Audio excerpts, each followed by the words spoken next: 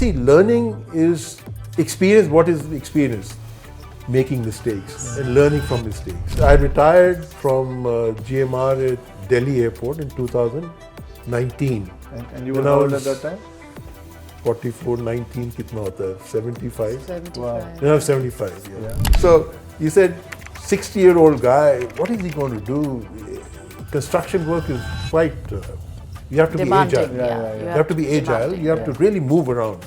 70, you got the work to do the... Yeah. Wow. Yeah, actually... The Aerocity project was done by you at the age of 70. I wish this podcast could be heard by the youngsters today. That No, of course it life will be. doesn't end, it starts again but, and again. I personally think keep yourself engaged as a retired person, and no job is demeaning, just keep yourself engaged. Hi everyone. Hi. Hello. Hi. I'm glad to bring you yet another episode on Life is a Highway, and I'm privileged today to have another co-host, a beautiful lady Shalini, who's going to be co-hosting my series Thank you. Planning the Autumn of Your Life, and we have a very special guest today, Anil Dhawan. The one and only Anil Dhawan. Dhawan, yes. Give him a hand of applause, please. Thank you, thank you. You know, when I was growing up, you know, I was always enamored by IITians, and I even tried for IIT, never got in, you know. And I thought one day I'm going to really catch hold of an IITian and drill down on his life with him. And today I've got that opportunity. So, Anil, share with us about your IIT days. Actually, if I were to get into IIT today, Yeah. not in my 10 lifetimes would I be able to go in, get into IIT. My father enrolled me in this IIT entrance exam. Okay.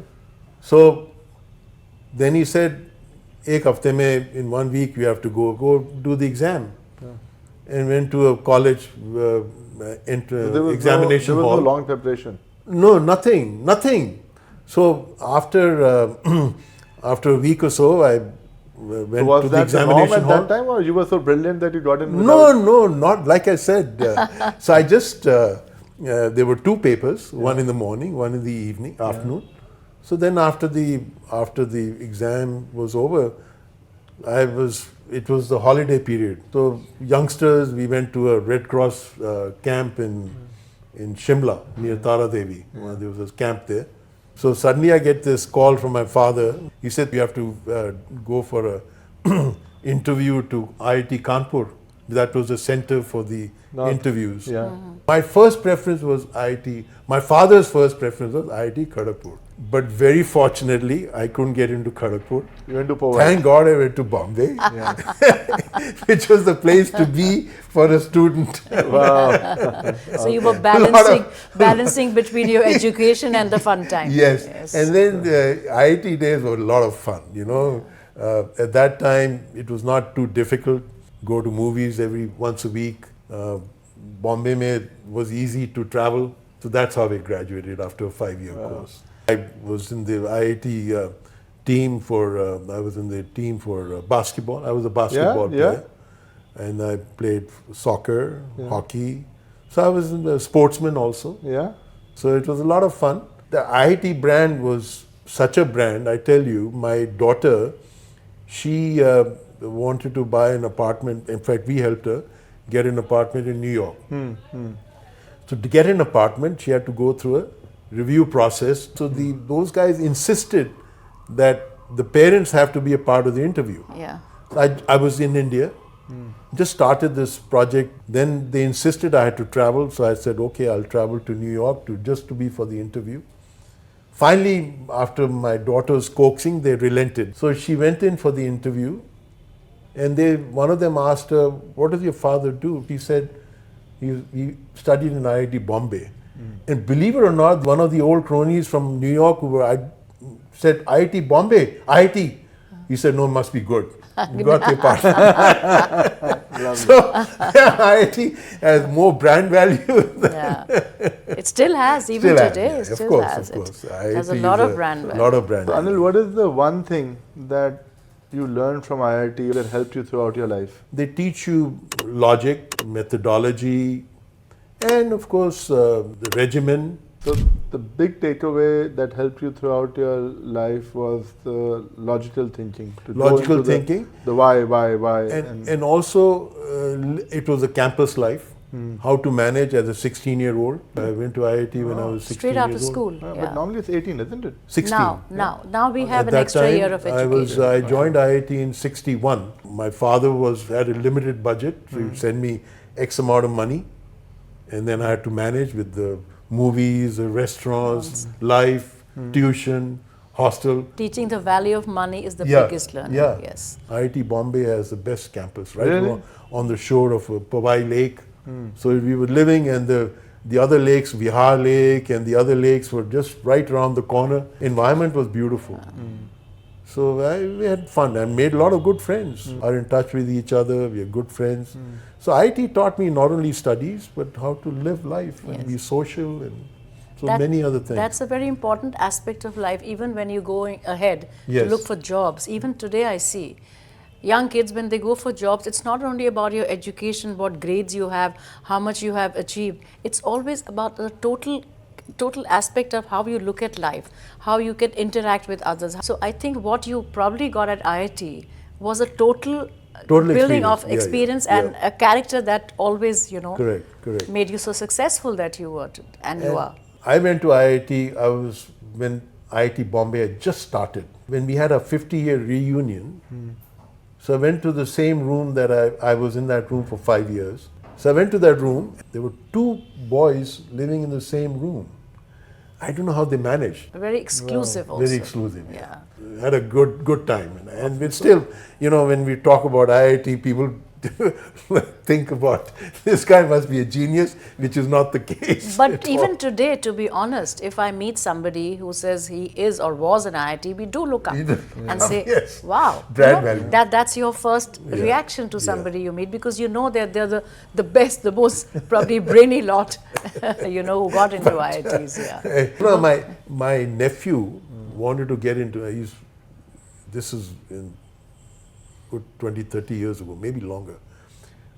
He wanted to get into IIT and he was studying for 2 years, besides his normal school education. Yeah, it's quite common. So very common for 2 years, poor kid would get up in the morning, maybe 5:36, and go to sleep at about 10, 11 o'clock. Yeah, it's quite and common. How I said, there's no way I could have done it. No, people go to Tota and other cities. Yeah, they go to Kota. The coaching centers are raking money because of such aspirants who want to take off from after their school. So Anil, we'll focus the discussion on the autumn of your life, but before that, we want you to share with us a quick overview of after IIT to your last tenure in the Goa airport. So after graduating from IIT, I got an assignment.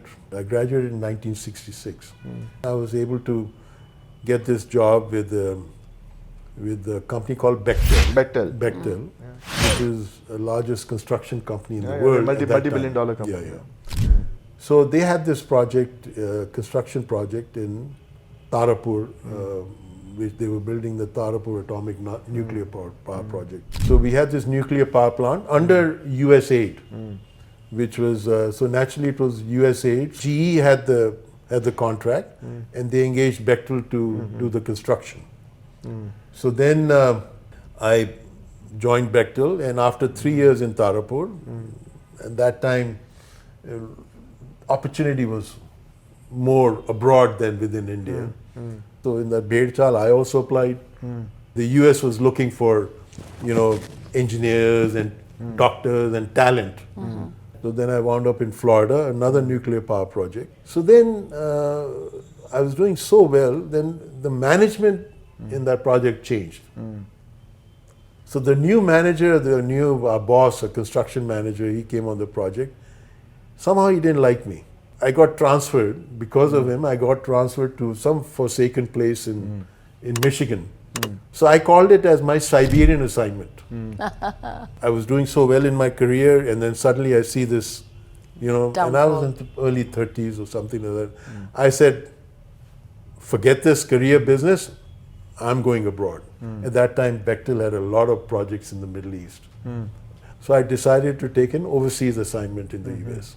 So I wound up in Saudi Arabia. Those were the golden years of my life. Family was there, the children were extremely happy there, and good life. We were traveling, coming to India very often. So my mother was alone in this house in Jaipur. I've stayed in Saudi Arabia for 12 years. That's a great... that's 12 great. years, yeah. Children were so happy there. From Saudi Arabia, I went back to the US because my children were in high school. Yeah.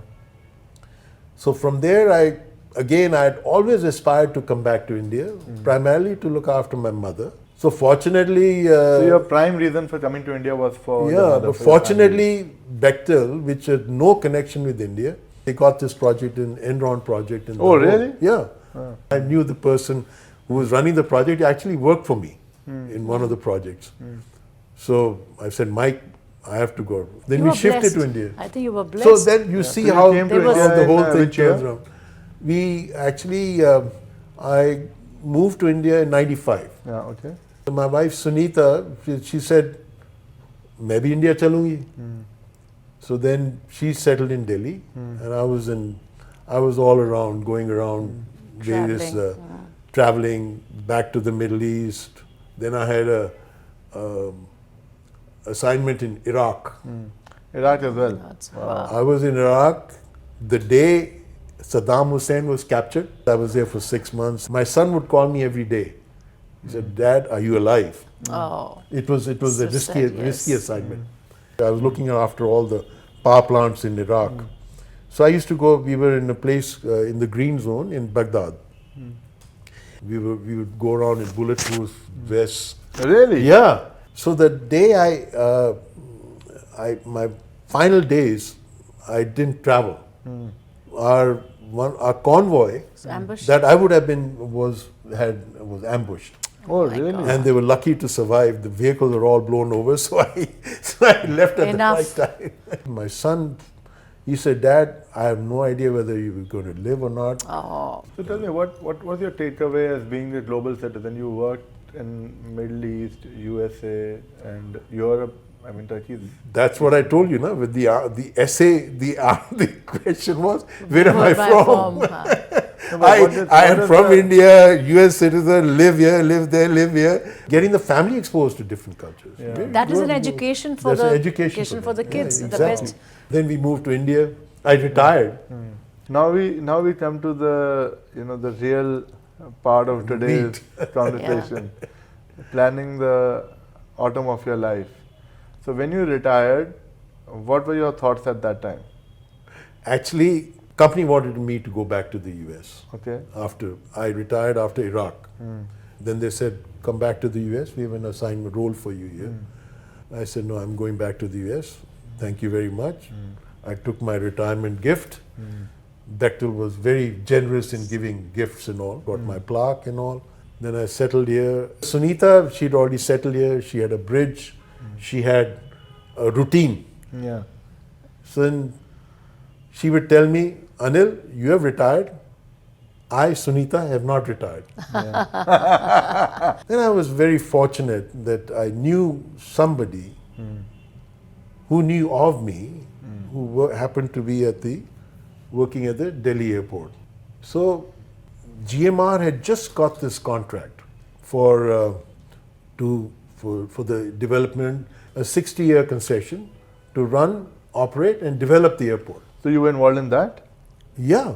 Wow. So they in 2006, April 2006 is when they signed the agreement. Wow. And I had retired from Bechtel in March, April of 2006. So then this person a stranger to me, who became a good friend, he knew of me, and at that time there were no people, they had no organization to develop this airport. Really? Delhi airport. No, zero. I mean, they had one guy who was ultimately my boss, and two or three other people. Who was founding member of the team? Yeah. He was ex-Bechtel. He was a colleague of mine who I didn't know. And then they called me for an interview. I met with the GMR, the family. Yeah. And immediately I said, when would you like to join? Yeah. Immediate boss was very hesitant to hire me. 60-year-old guy, what is he going to do? Construction work is quite, you have to Demanding, be agile. yeah. You have to be agile, demanding. you have to really move around. And he was against me, but I got support from the family. So then I took this job, and the role was head of construction. Oh, wow. For the entire airport. At that time, they developed the runway, the terminal, everything, design, everything was involved in it. Actually, the total number of workers we had on the project was 30,000. Wow. 30,000 workers. labor. Wow. 30,000 labor. Phenomenal. Huh? And you know what they talk, the reason this airport was very challenging, you know, this airport, a lot of Singapore airport, Changi, they're the gold standard of I know. Beautiful airport construction, airport development. They had the opportunity to get this project, this concession, and the timelines were such, roughly 3 years, 36 months. 3 years? 3 years. Wow. There's हमने नहीं लेना, we're not interested. So GMR took this job. So it was an organization that was started with IP Rao. He was a brilliant guy, and myself, and we developed the organization. So we did this project in 3.5 years, which is in record time. Now here's a 60-year-old man coming in. And round the clock, were you working? Well, Yes? practically. I Yes. can't say round the clock. But I mean, just metaphorically. What that you keeps were, me going is sleep. So it was not 24 hours, but with sufficient time to sleep. So what get to rest. time you used to get back from there? Depending on the What were the actually I'd be the first in the office. what time? I leave home at 7. 7. Yeah. The work culture here is very different. Yeah, because Bechtel, all the projects would start at 7. 7 would be the starting time. That's So I'd be the first in the office. Naturally, paperwork comes with it. And then 8:30 onwards would be purely On the devoted ground. to the site. Yeah. 8:30 to, let's say, about 11:30 site. So we'd 8:30, 11:30, then meetings. Without meetings, you can't run a project. So meetings in the afternoon. Evening also, afternoon sometime at the site visit. Now the airport, I'll tell you one specific area in the airport, you both travel. Yes. So where you get onto the aircraft, Yeah. The terminal. those are called the piers. You get into the terminal, Yeah. and then the piers, that's where the aircraft connects to the airport. Yes. End to end, each pier is about 2.5 kilometers. Okay. So you'd walk, if you walk end to end, Okay. 2.5 kilometers. you'd be 2.5 2.5 kilometers. That's a Wow. lot here. So end to end. So a lot of times I do that. I'd be walking at least 5 to 10 kilometers a day. Yes. So I had a team, which I tell you that people were so motivated. That type of a dedication and the determination, हमने करना है, right from top to bottom.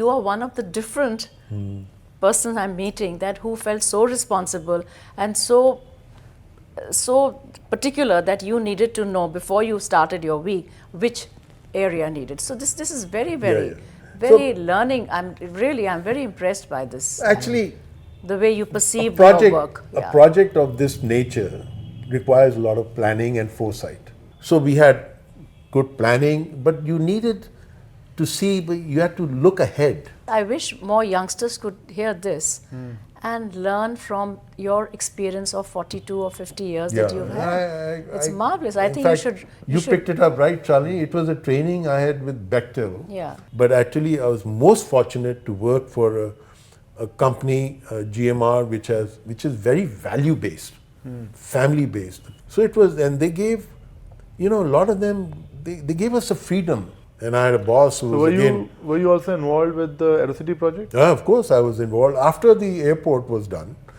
2010 is when after 4 years. But Aerocity is undoubtedly India's best urban infrastructure. Yeah. So basically, क्या हुआ कि when I was finished with the airport per se, I was offered an assignment to be involved in the airport operations. So then I Then I was hung around there. They gave me odd jobs.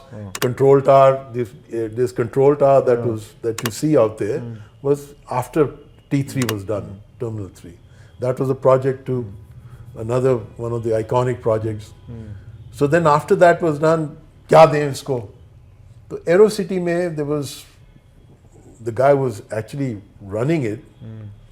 The infrastructure was not good at that time. The way the AeroCity is there, that they had 14 assets. They call them assets, plots, assets. 14 hotels and all. Each hotel or asset was doing their own development, like Bharti has 4 assets, and Marriott, etc., etc.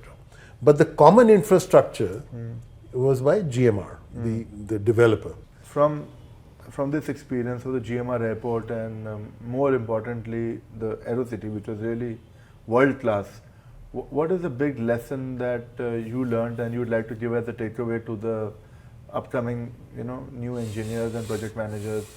Yeah. See, my forte is project management, developing projects, etc. So that's my forte. That's my experience. What was the secret of the success of that? I mentioned planning. Leadership is another dedication. thing. Leadership by example. Dedication. Leadership by example. Humility is another thing that I believe in. You see, learning is experience. What is experience?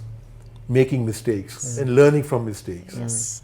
One of my first bosses taught me, in the first 1 year, you can make as many mistakes as possible. Not allowed. Because you learn from them. But if you make the same mistake twice, then you're in trouble. Yeah. Okay. That's experience. So that tenure ended when?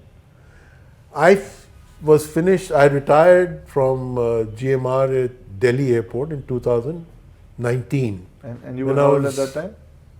44, 19, kitna hota hai? 75? 75. Wow. You know, 75, yeah. So then I was traveling, playing golf. Actually, I was in the US at my daughter's place, and I got a call from my boss, who have an excellent relationship with him. We were together did this airport. So after 75, you had yet another tenure. Yet another. I got a call from him when I was in the US. Where are you? I said, Prabhakar, I'm in US. When are you coming back? I said, I'm coming back on this date. I forget the date. Come see me. Yeah. We need you in Goa. So as a mentor at the Goa airport? Yeah, I was involved in the Goa airport, Mopa airport. Fabulous. Yeah. But I have to admit, I was not involved in the design. I was not involved in the concept. So I'd gone there as a mentor to bring the project back. So you were living in Goa? My condition was 75. I didn't want to live in Goa. Sunita was here. I said, I can only go for 10 days a month. 76, you started a new job. In which you had to leave your home and your for 10 family days for in 10 a month. days. That time also long hours. That really I can't. Applause. No, a lot of people do that. I'm not the only one. First of all, thank you for even giving me the opportunity to brag about myself. A lot of it is bragging. I wish this podcast could be heard by the youngsters today. That life doesn't end. It starts again and again. Thank you so very much for giving me this opportunity. So may I just ask you one last question? Of course you can. Yeah. Because I also ponder over it. Do you have any regrets that you can think of that you should have done, could have done and didn't do? Of course, I've had a very fulfilling life. A good family life is good. Fantastic. I couldn't have asked for better family life. Traveled so much. Etc. Got an opportunity. Got a good opportunity to have worked on various projects, etc. But regret is that, when you always say, how could I have done something differently or anything, maybe I could have been a little more entrepreneurial. Okay. And honest. However, I don't have that inclination. I would have been a failure, I think. But the biggest regret was I was not risk averse. I was not entrepreneurial. And I didn't. But I looked at my age also. I said, you know. You wanted to take a back seat. No, you wanted actually, to relax. look at my age. I said, at 65, 70, what am I going to do? You know, why go through that hassle? You know. That I can So, understand. At what age? There was a reason for that too. At what age did you end the tenure at the Goa airport? Goa airport, I left there about 2 years ago at 78. What is the message, or what do you think you can convey to similar people, you know, who are now in their autumn years? How they can not give up on life and still say, I can still do it. What I did not do many years ago when I was young, I can still do it. The question of what should people who are post-retirement, what should they be? I personally think that Autumners. So, I personally think that always keep yourself engaged, whether it's a job. Whether I it's a was hobby. fortunate to get a very, very motivational job that kept me going, kept me healthy. But I personally think keep yourself engaged as a retired person, and no job is demeaning. Just keep yourself engaged. Yes. Keeps your mind working. That's a great message. That's a great message. Yeah, because then you meet people. You meet different people at different who you never met before, and so basically keep an open mind. Don't shut yourself at home. So Shalini, now you agree. My reason for doing this podcast is so much to learn. It's been absolutely an eye-opener, delightful to hear your life and how you have progressed from a 16-year-old Jaipur to where you are today. Awesome. And the kind of experiences you have had. I'm absolutely, really, really thankful I came for this. So I hope everybody will enjoy listening to this podcast, because I did, meeting Anilji today. And such a, you know, this is what we both are trying to show to others who have retired or are in the autumn years of their lives. So this is what I can just convey this again and again to every senior citizen, every friend of mine, everybody who listens to the podcast. Look forward to life. Every year is important. You can still make a more enjoyable, a more colorful life than you ever had if you have a positive mind to it. So there is no end to it, and that is why this podcast is called Planning the Autumn of Your Years.